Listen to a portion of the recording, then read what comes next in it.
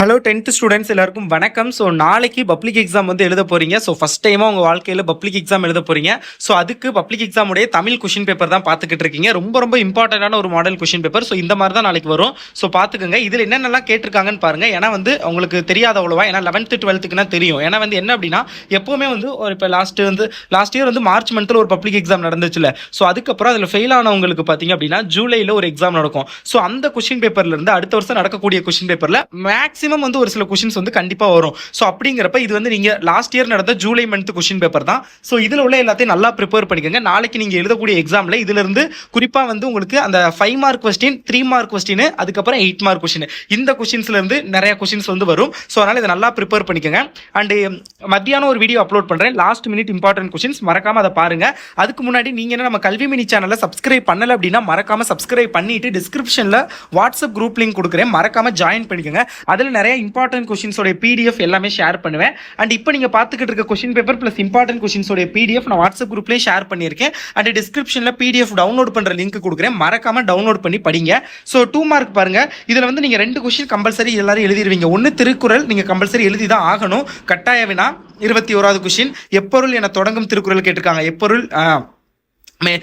எப்பொருள் யார் யாரை கேட்பினும் அப்பொருள் மெய்ப்பொருள் காண்பது அறிவு. ஓகேங்களா? ஸோ அதே மாதிரி பார்த்தீங்க அப்படின்னா விடைக்கேற்ற வினாயமைக்க ஒன்று கம்பல்சரி அட்டன் பண்ணிடுவீங்க, ஈஸி தான். சாலைகளில் இடப்பக்கம் வண்டிகள் செல்லாதே, சாலை விதிகளில் முதன்முறையான விதி அப்படிங்கிறது. ஸோ அதுதான். ஓகேங்களா?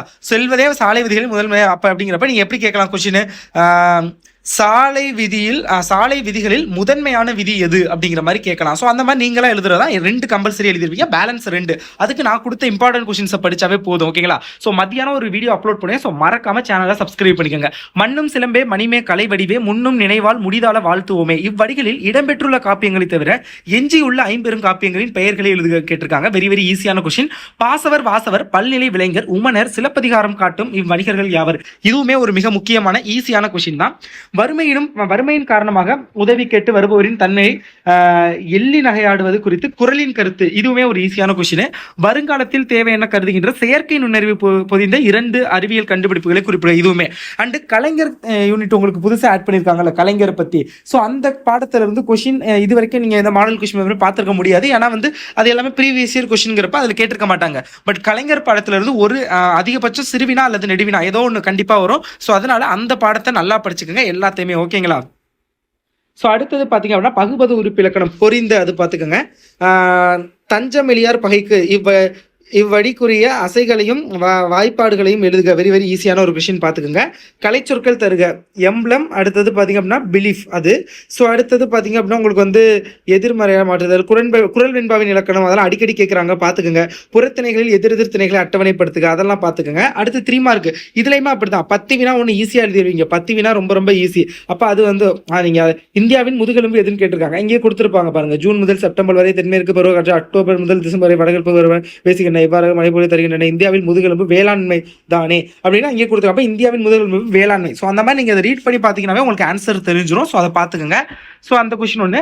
அடுத்து பேலன்ஸ் ஒன்று நீங்கள் அட்டன் மொத்தம் 2, ஒன்று 10 வினா அட்டன் பண்ணிடுவீங்க. இன்னும் ஒன்று அட்டன் பண்ணுறதுக்கு நான் கொடுத்த இம்பார்ட்டன்ட் கொஸ்டின் பார்த்துக்கோங்க.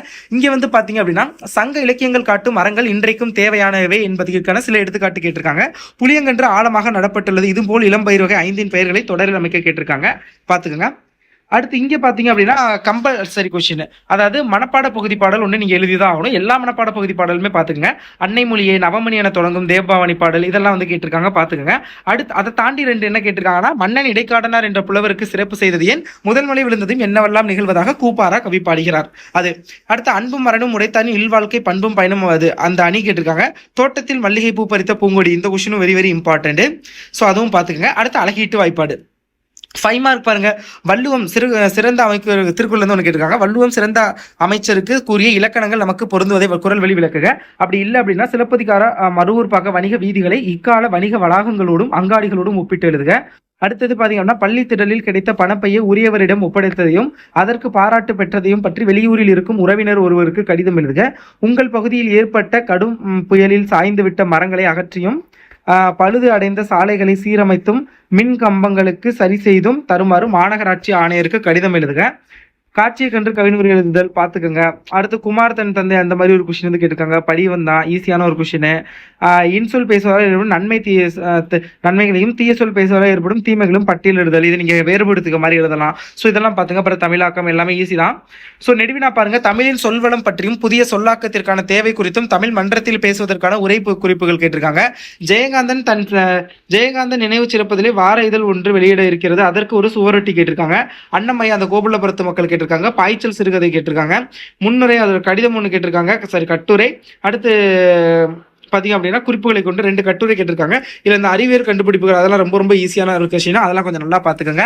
ஸோ இதெல்லாம் தான் இப்படி தான் வரும். முடிஞ்ச அளவுக்கு எல்லா கொஸ்டினையுமே வந்து அட்டன் பண்ணுங்க, எதையும் வந்து அட்டன் பண்ணாமல் வராதிங்க.